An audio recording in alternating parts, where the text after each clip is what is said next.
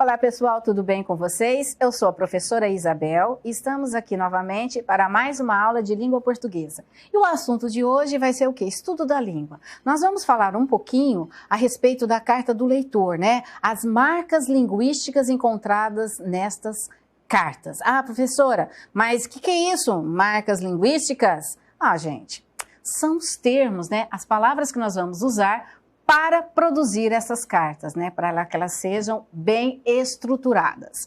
Então vamos lá, ó. Aqui nós temos uma imagem que é uma carta ao leitor, olha lá. O vampiro carioca. Então o que fala essa mensagem aí que foi enviada por uma leitora, ó, a Rosângela Regina? Achei injusta a colocação feita sobre o cantor Belchior na reportagem O Vampiro Carioca, publicada na revista Veja, número 987. Realmente ele lançou não um, mas 2 discos belíssimos no final da década de 70. E depois deu um tempo. Afinal, ele é um poeta e não uma linha de montagem. Então deve ter sido feita aí uma reportagem a respeito desse cantor pelo fato dele ter dado uma sumida das mídias, né? E ela colocou a posição dela aí. Aí depois nós temos uma outra que foi enviada para a revista Época. Falta d'água, sobra pasto. Em Falta água, sobra pasto, que foi divulgado nessa revista número 979 de 2017, Época discorre sobre a mais severa crise hídrica do Distrito Federal em anos. Já ao contrário da carta anterior, essa daqui já é positiva, ó, ela parabeniza. Parabéns pela reportagem sobre a falta de água no Brasil. O Cerrado vem sendo muito devastado porque não ganha tanta importância quanto a floresta amazônica em relação à preservação. Ele tem um papel fundamental, uma vez que abastece 8 das 12 regiões hidrográficas do país. Há também muitas áreas que são queimadas, o que deixa a situação desse bioma ainda mais complicada. Então, quem mandou essa cartinha aí foi o Vinícius de Juiz de Fora, para a revista Época. Então, na primeira era uma crítica, né, à reportagem que foi feita. Essa daqui já é mais positiva. E aqui nós temos uma imagem de cartas, né, ó, uma seção aqui que tem vários comentários de várias pessoas diferentes, né, falando das reportagens que foram publicadas na revista O Globo. Então aqui são vários trechos de cartas que foram enviadas a essa revista e que falam de vários tipos de assunto. Só para vocês terem uma ideia de como que são reservados esses espaços para os leitores nos diversos veículos de comunicação. Esse aqui é um outro, ó, esse aqui já é de um jornal impresso, olha lá. São vários também, a mesma coisa, ó. Vários. Ele foi também, esse aqui já foi no jornal O Globo, ó. Então, são várias cartas de vários leitores. Então, só para vocês terem uma ideia de como que são esses espaços, como que eles são reservados. Cada veículo de comunicação tem o seu espaço e ele tem lá a visualização, né, o modelo, né, a montagem diferente um do outro, certo? Então, vamos lá. Vamos ver aqui quais são as características dessa linguagem jornalística.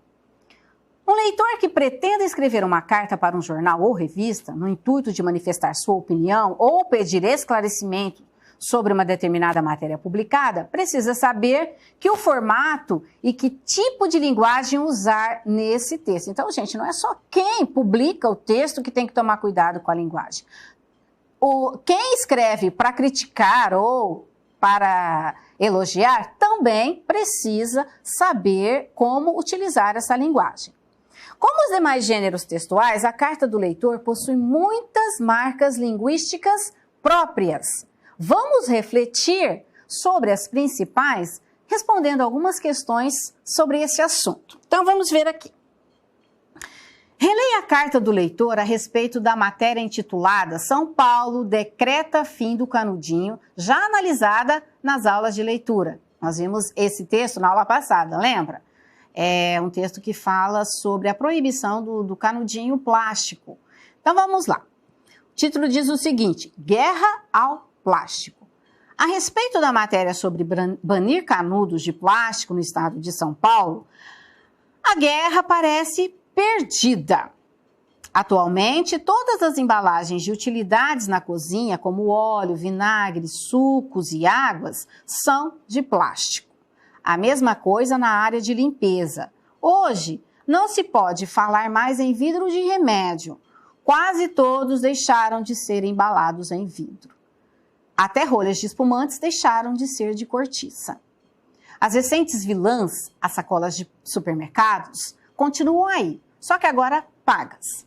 Pensar que vão resolver este grave assunto com a proibição de canudinhos parece ser uma gota d'água no oceano. Aliás, o maior prejudicado ao fim desta insensata cadeia da era do plástico. Então, o Eduardo Domingues mandou essa carta, né, falando a respeito da reportagem que foi feita sobre os canudinhos plásticos. Então, vamos lá.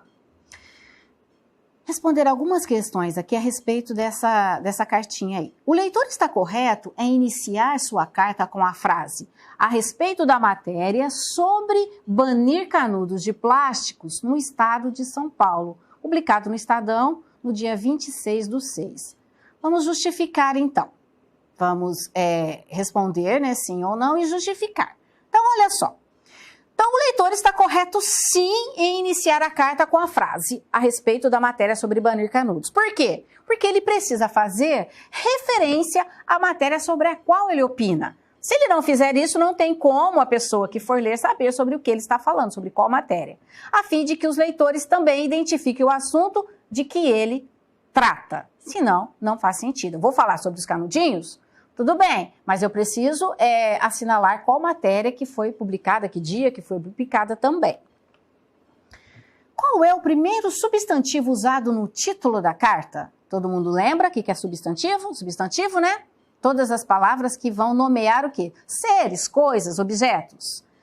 Quais as possíveis razões para a escolha desse substantivo no título? Então, qual que é esse primeiro substantivo que foi utilizado no título da carta? O substantivo escolhido para se referir ao banimento dos canudos de plástico é guerra. Agora, por quê, né? Quais as possíveis razões para a escolha desse substantivo? Olha só. Uma possível razão é chamar a atenção dos leitores para o fato de que não será uma tarefa nada fácil acabar com o uso de canudos plásticos. Por isso, o uso do substantivo guerra. Querendo dizer aí o quê? A dificuldade em banir, né, o uso desses canudos. Vamos retornar à carta. Identifique o trecho em que o leitor faz referência à matéria que pretende comentar. Então, nós vamos identificar aí o trecho que refere-se à matéria que ele pretende comentar. Que trecho que é esse? A respeito da matéria sobre banir canudos de plástico no estado de São Paulo, que foi publicado no jornal Estadão no dia 26/6. Então, essa é a referência à matéria da qual ele vai falar a respeito. Depois, destaque o trecho em que ele expressa sua posição sobre o assunto. Observe que ele, no texto, vai falar sobre o assunto e depois ele vai opinar sobre esse assunto que é tratado na matéria. Então, qual que é esse trecho? A opinião dele a respeito desse assunto é: a guerra parece perdida. Ou seja, na cabeça dele ele acha que não vai virar nada, né? Que não vai dar certo, que não vai acontecer. Depois, substitua o verbo parecer pelo verbo estar na seguinte afirmação: a guerra parece perdida. Então, ali onde tem o verbo parece, eu tenho que substituir pelo verbo estar. Aí nós vamos analisar a mudança de sentido que essa substituição vai provocar. Então, como é que vai ficar? Ó, a guerra está perdida. Não é diferente quando a gente fala a guerra parece perdida?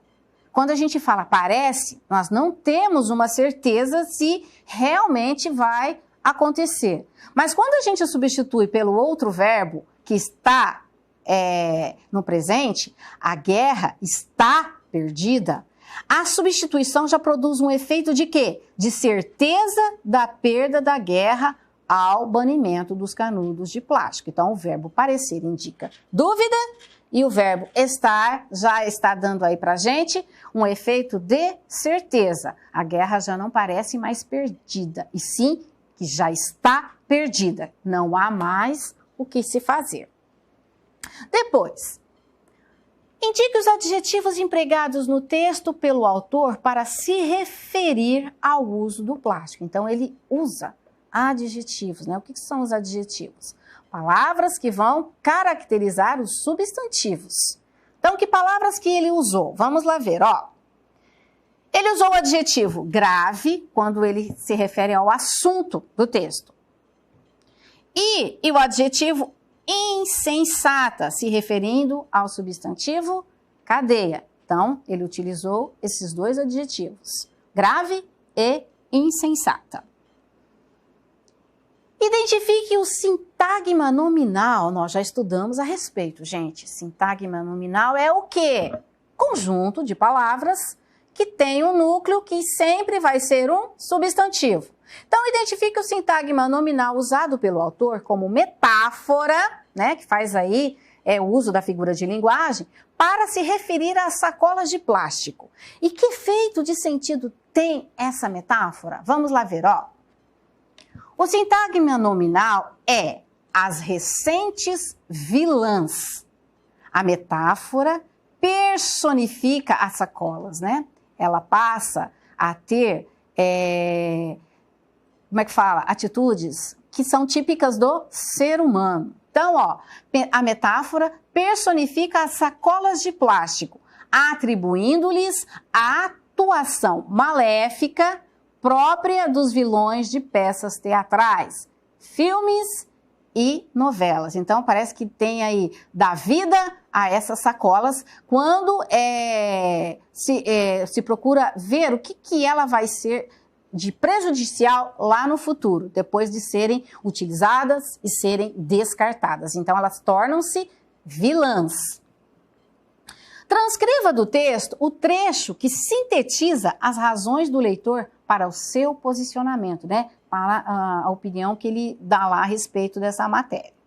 Então, ó, todas as embalagens são de plástico. Então, por isso que ele diz, a guerra parece perdida. Por quê? Todas as embalagens são de plástico. Como que vai fazer para melhorar essa situação? Para que essas embalagens não sejam descartadas no meio ambiente, provocando assim uma situação que parece não ter mais o que se fazer a respeito dela.